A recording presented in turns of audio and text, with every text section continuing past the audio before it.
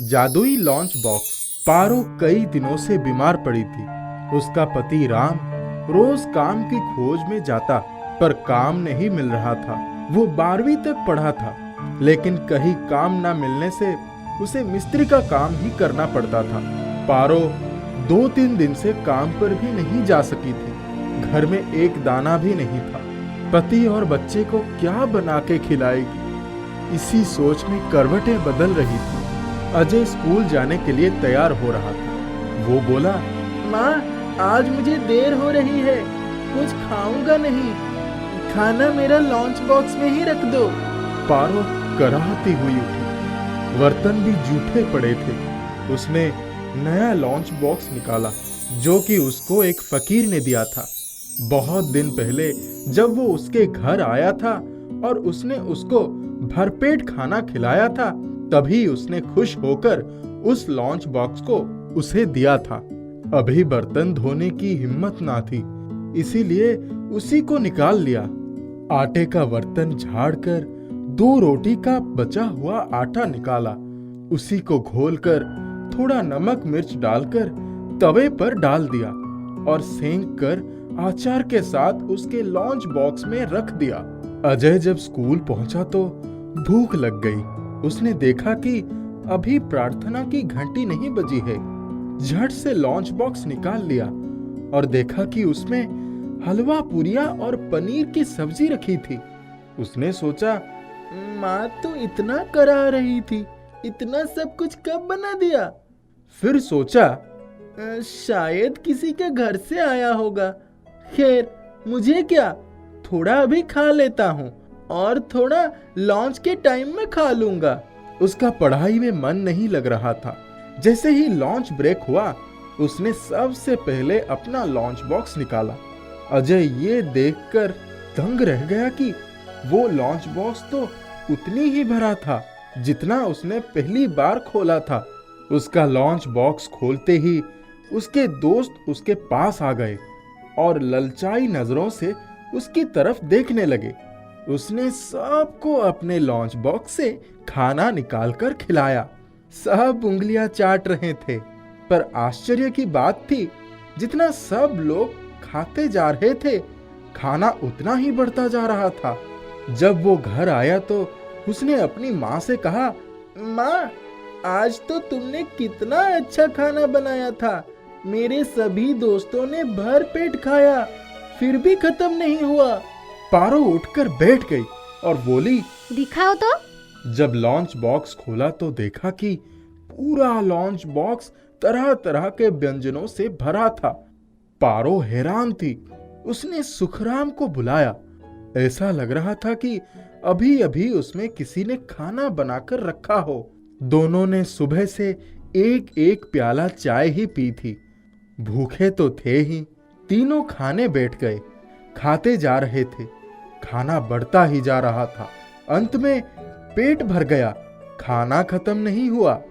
उस lunch box की खास बात यह थी कि जैसे ही उसे धोकर साफ करके रख दिया जाता था, वो फिर से बढ़िया व्यंजनों से भर जाता था। तीनों बहुत खुश थे। अब तो उनकी खाने की समस्या ही नहीं थी। पारो ने अजय से कहा, इस लंच बॉक्स को घर में ही रखा रहने देते हैं, स्कूल ले जाने पर कहीं खो ना जाए। अजय मान गया। 2 दिन में बढ़िया और पौष्टिक खाना खाकर पारो की तबीयत भी ठीक हो गई। सुखराम को भी उस दिन से काम मिलने लगा। वे सभी लोग बड़े खुश थे। उस जादुई लंच बॉक्स ने उनका भाग्य भी बदल दिया था। एक दिन जब सुखराम काम पर गया था और अजय स्कूल गया था, तभी वो बूढ़ा फकीर आया। उसने दरवाजा खटखटाया और पारो से बोला, कुछ खाने को दे दो बेटी। पारो उसको देखते ही उसके पैरों में गिर गई और बोली, बाबा, आपका ही दिया तो हम खा रहे हैं, आपने तो हमारी काया पलट दी। बाबा मुस्कुराए और बोले, मैं कौन होता हूँ किसी की काया पलटने वाला बेटी, सब ऊपर वाले का रहम है। पारो ने उसको बिठाया और लंच बॉक्स से गर्मा गर्म खाना निकालकर उसको खिलाया। थोड़ा खाना उसको ले जाने के लिए भी दे दिया। वो बहुत खुश हुआ और ढेर सारा आशीर्वाद देकर अपनी लाठी टेकते हुए चला गया।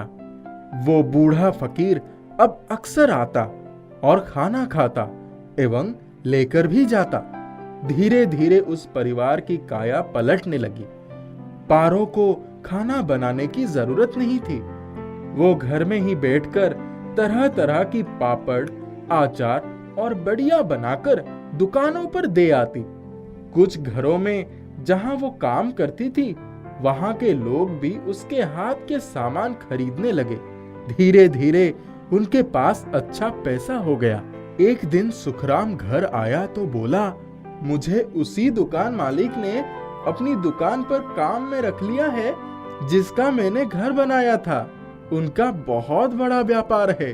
उन्होंने कहा है अगर ईमानदारी से काम करेंगे तो बहुत तरक्की करेंगे। 1 साल के अंदर ही उसकी ईमानदारी से प्रसन्न होकर उस भले आदमी ने उसको अपना मैनेजर बना दिया।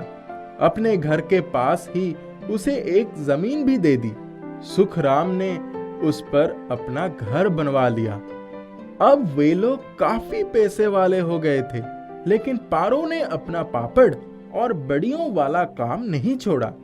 हाँ, अब उसने बहुत से लड़के सामान दुकानों पर पहुंचाने के लिए रख लिए थे। धीरे धीरे उन्होंने एक छोटी सी दुकान भी खरीद ली। एक दिन जब पारो अपना काम निपटा रही थी, तभी दरवाजा खटका। उसने देखा कि वही फकीर जो कुछ साल पहले उसके घर आया था, दरवाजे पर खड़ा था। उसको देखते ही वो पहचान गई। पारो बोली, बाबा आप बैठिए, मैं खाना लाती हूँ। आप जब पहले आए थे तब तो हमारे पास सिवाय खाना देने के और कुछ नहीं था। आज तो आपकी ही दया से मैं आपकी अच्छे से खातिर कर पाऊंगी। पारो ने बूढ़े फकीर को खाना खिलाया, उसके लिए खाना पैक किया, फिर उसके लिए नए कपड़े और एक कंबल लाई। जाते समय उसको 2 5-500 की नोट दिया। वो बूढ़ा फकीर आशीर्वाद देते हुए चला गया। उसने जाते समय पारो को अपनी झोली से एक चम्मच निकाल कर दिया और बोला, बेटी तेरे पास जो जादुई डिब्बा है ना, ये चम्मच उसी में रख देना।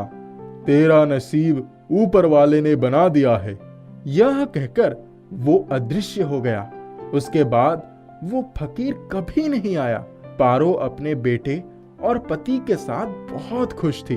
उन सबको ये पता चल गया था कि वो फकीर कोई साधारण आदमी नहीं था, जिसने वो जादुई लॉन्च बॉक्स उन्हें देकर उनका जीवन बदल दिया था। मेरी पत्नी ने फोन किया, आप उस अखबार के साथ कब तक रहेंगे? क्या आप यहाँ आएंगे और अपनी प्यारी बेटी को खाना खिलाएंगे? मैंने कागज फेंक दिया और दौड़कर घटना स्थल पर गया। मेरी इकलौती बेटी सिंधु घबराई हुई लग रही थी। उसकी आंखों से आंसू बह रहे थे। उसके सामने दही चावल से भरा हुआ एक कटोरा था। सिंधु एक अच्छी बच्ची है। अपनी उम्र के हिसाब से वो काफी समझदार है। मैंने कटोरा उठाया। सिंधु डार्लिंग, तुम इस दही चावल को मुंह में क्यों नहीं लेते? बस पिताजी के लिए। सिंधु थोड़ी सी शांत हुई और अपनी हाथों के पीछे से अपनी आंसू पोंछी। ठीक है पिताजी, मैं खाऊंगी, थोड़ा नहीं सब खाऊंगी। सिंधु ने झिझकते हुए कहा, पिताजी, अगर मैं ये पूरा दही चावल खा लूं तो क्या आप मुझे वो देंगे जो मैं मांगूंगी? मैंने अपनी बेटी द्वारा मेरे तरफ बढ़ाया गया गुलाबी नरम हाथ को पकड़कर वादा किया और इस सौदे को पूरा किया। मैं थोड़ा चिंतित हो गया। सिंधु बेटी, आपको कंप्यूटर या ऐसी कोई महंगी वस्तु पाने के लिए जोर नहीं देना चाहिए। पिताजी के पास अभी उस तरह का पैसा नहीं है बेटी, ठीक है? नहीं पिताजी, मुझे कुछ भी महंगा चीज नहीं चाहिए।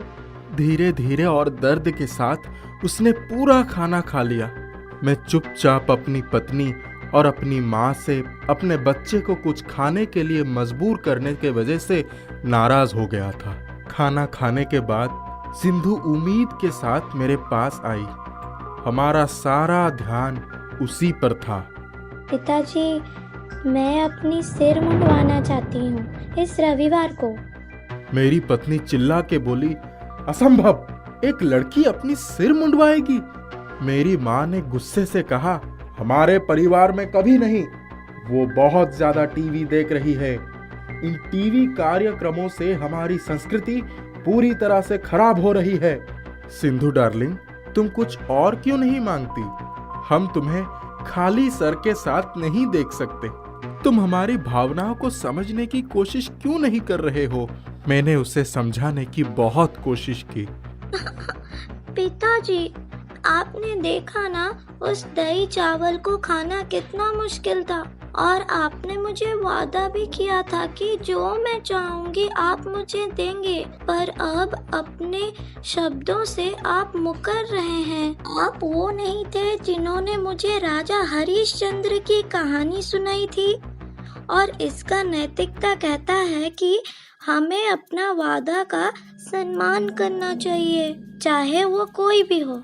सिंधु आंसू में थी। यही वो समय था जब मुझे अपना वादा निभाना चाहिए था। मेरी माँ बोली, तुम्हारा दिमाग खराब है? मैंने बोला, नहीं, अगर हम अपने वादों से पीछे हटते हैं तो वो हमारा सम्मान करना कभी नहीं सीखेगी। सिंधु बेटी, तुम्हारी इच्छा जरूर पूरी हो जाएगी।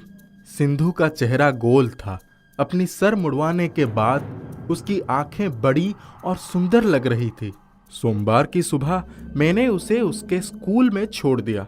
मैं अपनी बेटी को स्कूल के अंदर जाते हुए देख रहा था। वो घूमकर इशारा की। मैं एक मुस्कान के साथ वापस आ गया। तभी एक लड़का कार से उतरा और चिल्लाया, सिंधुजा, जरा मेरे लिए रुको। जो चीज मुझे खटका वो था उस लड़के का मुड़ा हुआ सर। हो सकता है यही वो वजह है जिसके लिए सिंधु अपना सर मुड़वाया है। एक महिला कार से उतरी और मेरे पास आई।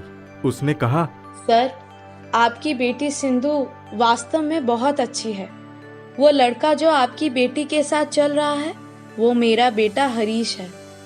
वो ल्यूकेमिया से पीड़ित है।